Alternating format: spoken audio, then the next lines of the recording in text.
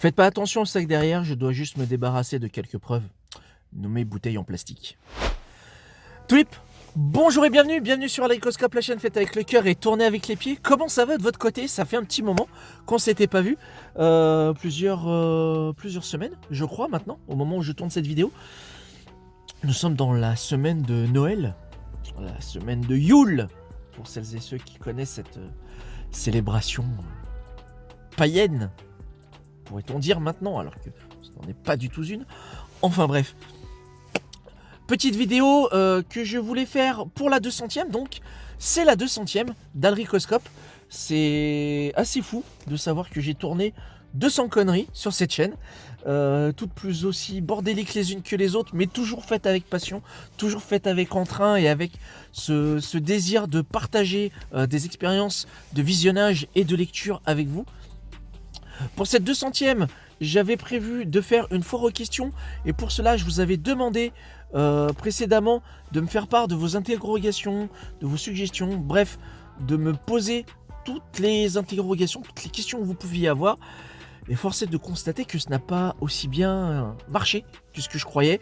Donc du coup, je me suis rabattu sur les statistiques de la chaîne proposées par YouTube, hein, pour vous dire à quoi ressemble effectivement Alricoscope après 2 ans de remise en service. Ça fait plus de 2 ans maintenant qu'effectivement, depuis la deuxième ou troisième vague de confinement, où je me suis décidé à rouvrir la chaîne pour vous faire part de cette passion-là pour la pop culture. En guise d'introduction, je tenais quand même à remercier toutes celles et tous ceux qui sont toujours fidèles au rendez-vous, qui ne postent pas forcément, mais qui like, qui repartagent sur leur réseau. Merci beaucoup, j'ai vu passer pas mal de chouettes choses, notamment sur Instagram. C'est plutôt cool. Merci d'accorder à Alricoscope plus de visibilité par ces jolis gestes. Merci beaucoup. Je tenais aussi à remercier toutes celles et tous ceux qui ont fait, qui ont eu le courage, le plaisir plutôt, de venir me rencontrer lors de différents événements IRL. Je déteste ce terme. De nous voir en vrai lors de conventions et de salons. Ça fait toujours plaisir. J'ai pu notamment mettre enfin le visage sur certains noms que je côtoyais jusqu'à présent uniquement dans le monde du numérique. Et ça, c'était plutôt cool. 2022, pour moi, en fait, cette 200e, c'est aussi un petit peu une vidéo du bilan. Cette année-là, 2022, ça a été l'année de tous les changements. Que ce soit sur le plan personnel, que ce soit sur le plan professionnel, sur le plan artistique aussi. Sur le plan personnel, pour celles et ceux qui ne le savent pas encore, je suis marié, père de 2 enfants. Mon épouse, mon adorable épouse, que j'ai rencontrée d'ailleurs lors d'un salon, il faut le savoir, sera peut-être pourquoi pas le sujet d'une future vidéo, quoique peut-être un petit peu trop personnel, je ne sais pas encore, à voir. Bref, mon épouse, vous n'êtes pas sans le savoir, est atteinte d'une véritable saloperie appelée fibromyalgie, une maladie assez peu connue en France, même si on en parle de plus en plus, mais sans pour autant en connaître davantage sur les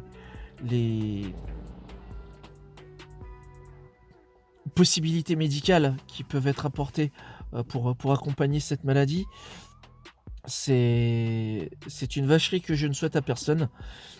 Et cette année, malheureusement, mon épouse, qui a été reconnue et déclarée handicapée déjà depuis un certain temps maintenant, a vu malheureusement sa maladie s'aggraver.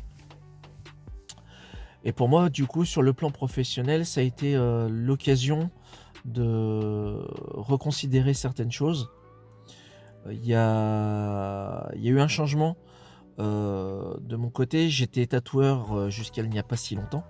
J'ai fait par la suite quelques guests.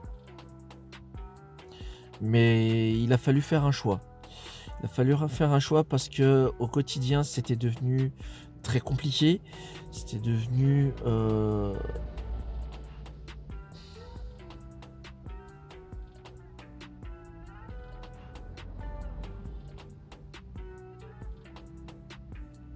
C'était devenu très difficile. C'était devenu très difficile. Je sais pas si je vais cutter ce silence, excusez-moi. C'était devenu très difficile parce qu'en fait, la maladie de Fleur s'est aggravée. Fleur, c'est son prénom. Hein, voilà. Ce n'est pas un pseudo, c'est véritablement son vrai prénom. Et elle, comme moi, on baigne dans le dessin. On s'est rencontrés lors d'une convention, comme je l'ai expliqué. Et sa maladie, en fait, s'est aggravée. Il s'avère que tous ces déplacements, elle les faisait jusqu'à présent en béquille. C'est encore le cas aujourd'hui. Mais c'est les déplacements les plus longs. C'est là où ça se gâte. C'est que là, on passe par la case fauteuil roulant. Donc ça fout un coup au moral, ça fait bizarre. Mais à côté de ça, on regagne une certaine liberté de mouvement, une certaine facilité en termes de déplacement.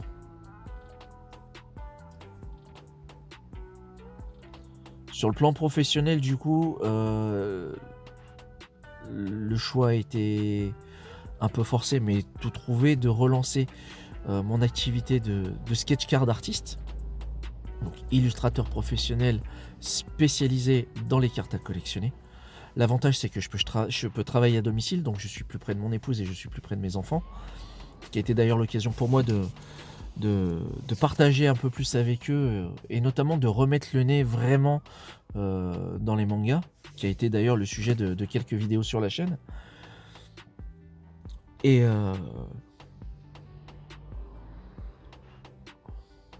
le fait de travailler à la maison, ça m'a aussi permis de soulager un petit peu le quotidien de mon épouse.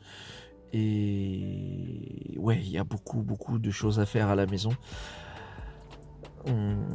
Cette année, en 2022, on a fait une demande de logements sociaux habilités pour la simple et bonne raison que là, on habite dans une maison à étage.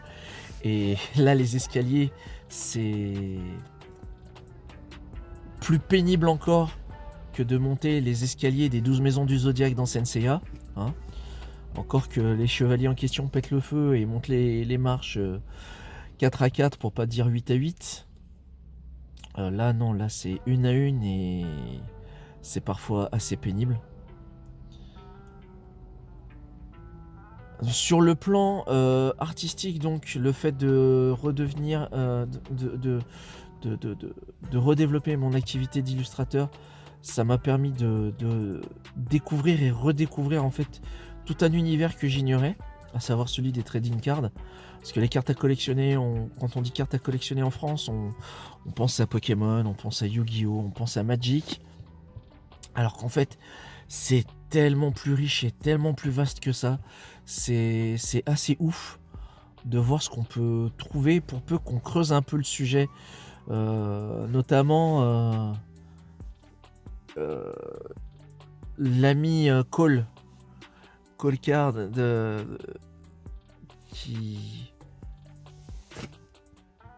l'ami Jérôme. Je trahis son identité secrète, tant pis, je le dis. Qui m'avait sollicité, avec qui on avait fait quelques petites choses à l'occasion des FCBD du temps où j'étais sur Lyon.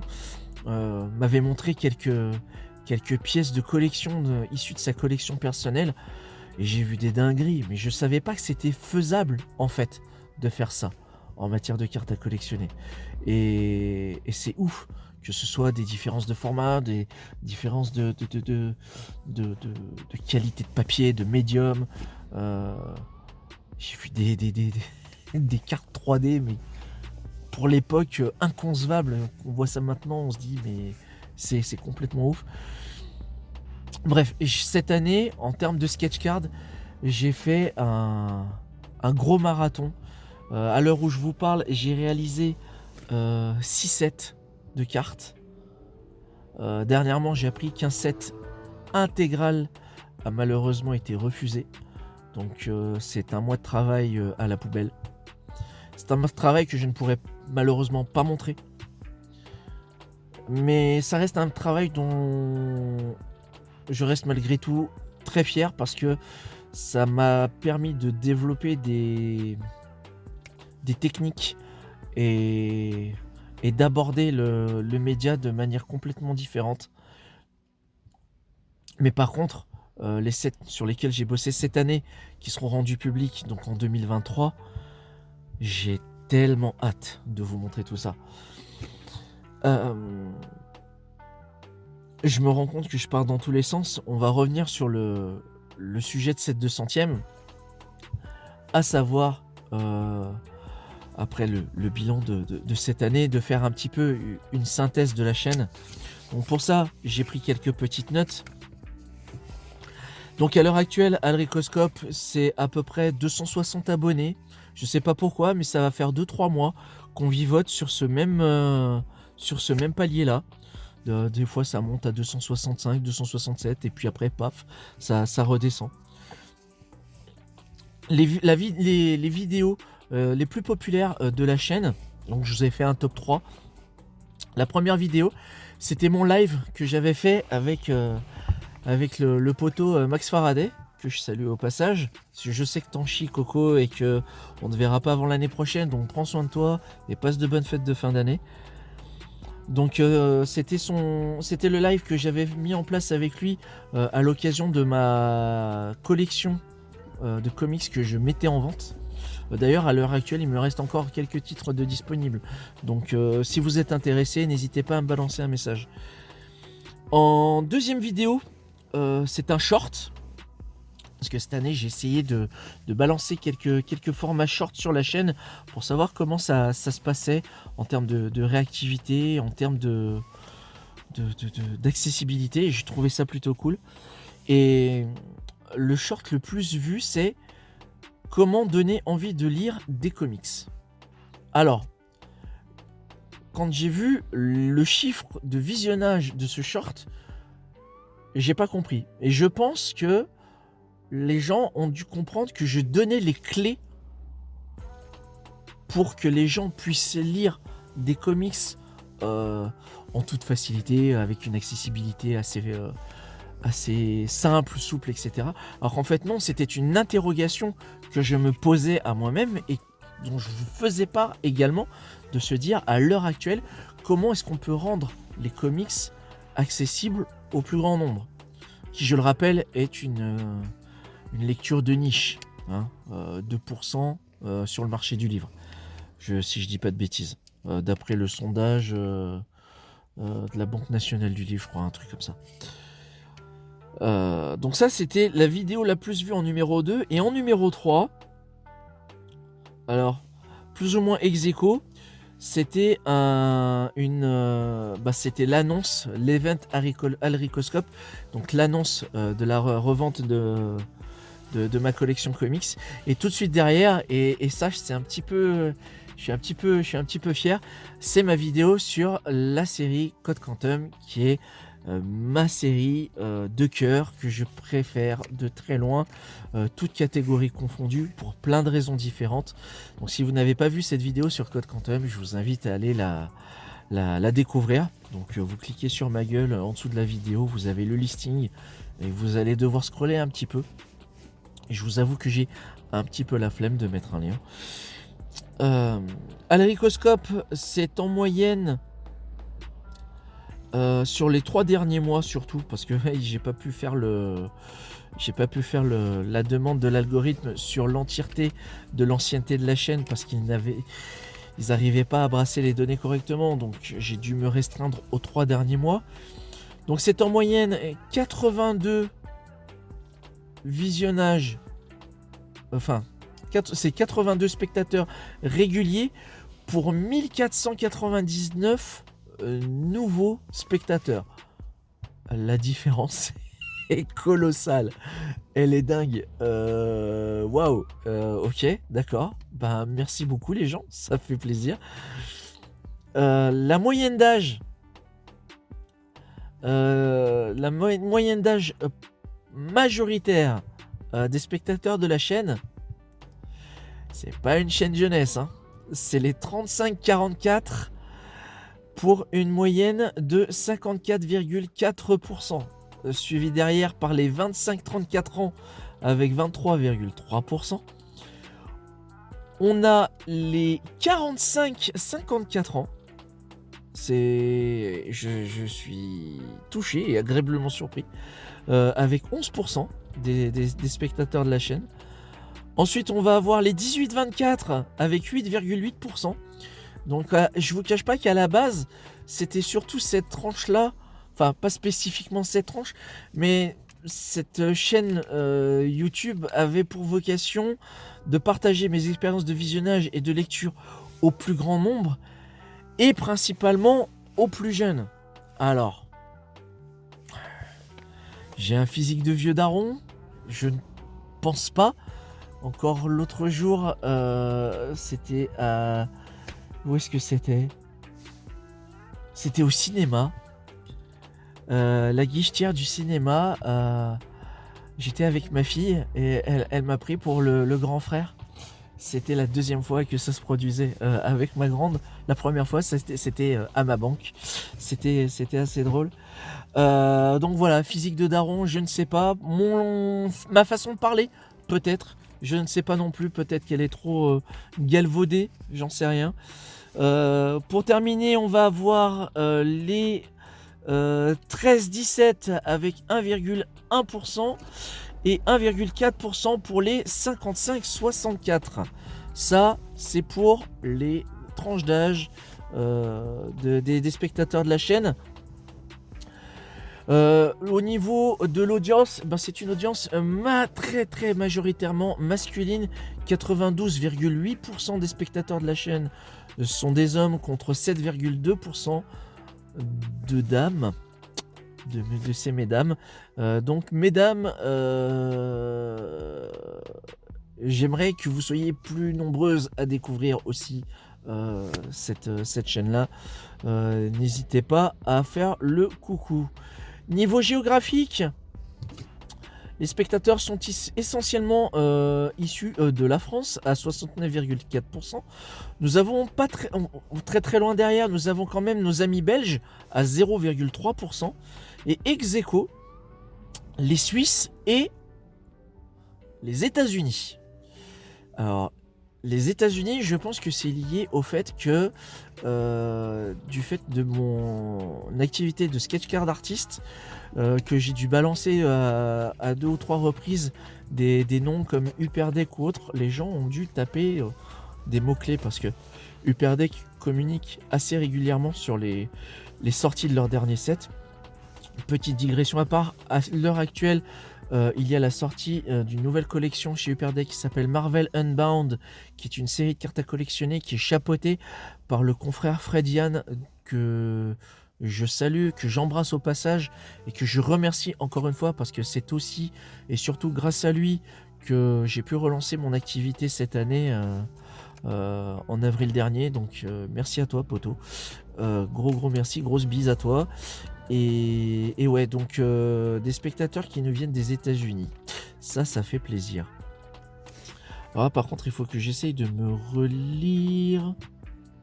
Oui, concernant les sous-titres. Alors ça, c'est un truc que j'ai vu pas mal ces derniers temps sur YouTube. C'est que pas mal de créateurs de chaînes font eux-mêmes leurs propres sous-titres pour faciliter le visionnage de leurs vidéos. Maintenant, quand vous allez sur YouTube, vous n'avez pas forcément besoin de cliquer sur une vidéo pour pouvoir la lancer. Il suffit de scroller sur une suggestion de vidéo pour qu'elle se lance automatiquement.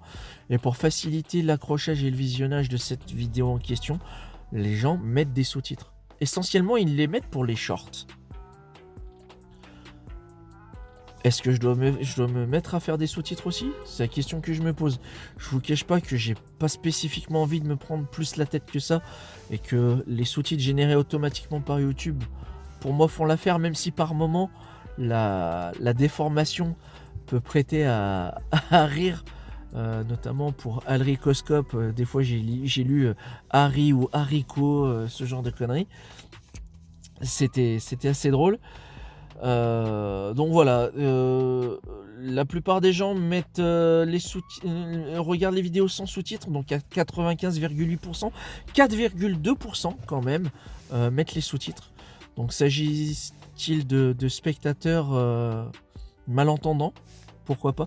Faites-vous savoir dans les commentaires. Je vous avoue que cet aspect-là m'intéresse pas mal. Voilà. Et enfin, dernière donnée que je partage avec vous, sur l'intégralité des visionnages de vidéos sur la chaîne depuis le relancement en 2020. Le visionnage de ces vidéos ont été faites à 53,7% par des abonnés contre 46,3% de non-abonnés. Donc grosso merdo, ça veut dire que 2 personnes sur 3 qui regardent ces chaînes-là, ces vidéos-là, sur ma chaîne, sont abonnés. Ce qui est super cool. Merci beaucoup. Et du coup, il y a un 3e tiers qui n'est pas abonné à la chaîne. Voilà. Faites-en ce que vous voulez. Moi, encore une fois, je prends surtout du plaisir à partager mes expériences de visionnage et de lecture avec vous. Transition et changement de décor en plus de ça, comme vous le voyez avec cette magnifique personne qui passe derrière moi. Pour vous annoncer en fait les futurs projets de la chaîne, je comptais en fait vous proposer d'autres formats comme des timelapses sur la conceptualisation de sketchcard. J'ai fait des essais et c'est pas concluant pour le moment. J'essaie de trouver quelque chose de plus intéressant et de plus punchy à vous proposer. Donc ça, c'est ce qui devrait arriver normalement dans le premier semestre de l'année prochaine, donc de la première partie 2023. Je vais continuer bien évidemment de proposer pour vous des vidéos sur des expériences de lecture et surtout des expériences de visionnage, car j'ai vu en rétrospective très rapidement que c'est clairement ce qui manquait récemment, que ce soit de la série télé ou du film. Il faut dire que dernièrement, j'ai pas eu spécialement le temps de consommer des images de manière très abondante. Là, dernièrement, j'ai pu rattraper mon retard, notamment sur la série Endor. J'en parlerai probablement pour une future vidéo. Et puis voilà. J'essaierai également de développer un autre format un peu plus scripté, cette fois-ci un peu plus préparé. J'ai envie de faire un espèce de simili-podcast. Alors est-ce que ce sera de la fiction? Est-ce que ce sera sur une review? Je ne sais pas encore. C'est quelque chose qui germe dans ma tête et qui me fait envie. Et pour le coup, j'aimerais vraiment essayer de faire quelque chose de chouette. Et puis voilà. Et pourquoi pas aussi pour 2023 rattraper tous mes habillages de vignettes en retard sur Alricoscope, car vous savez que depuis le début de la relance, j'ai essayé d'avoir cette petite touche graphique particulière qui est de proposer une vignette personnalisée, donc dessinée par votre humble serviteur à la manière d'une sketchcard. Et je rappelle que les sketchcards originales, je les avais fait gagner lors des lives, notamment avec Max Faraday, ou encore lors de jeux concours. N'hésitez pas d'ailleurs à me faire part dans les commentaires si cette idée vous intéresse, celle-ci ainsi que les autres que je vous ai mentionnées avant. Voilà, cette vidéo est à présent terminée. Merci de l'avoir regardée jusqu'au bout. On clôture 2022 sous la pluie au moment où je tourne ce petit segment. Une pluie qui s'est un petit peu calmée. On va en profiter pour vite aller rentrer chez soi. Je vous souhaite d'excellentes fêtes de fin d'année. Prenez soin de vous, prenez soin des vôtres. Et puis pleine funkitude. Et à bientôt en 2023 pour... je ne sais pas encore quel sujet. Ce sera la grande surprise. À bientôt. Ciao.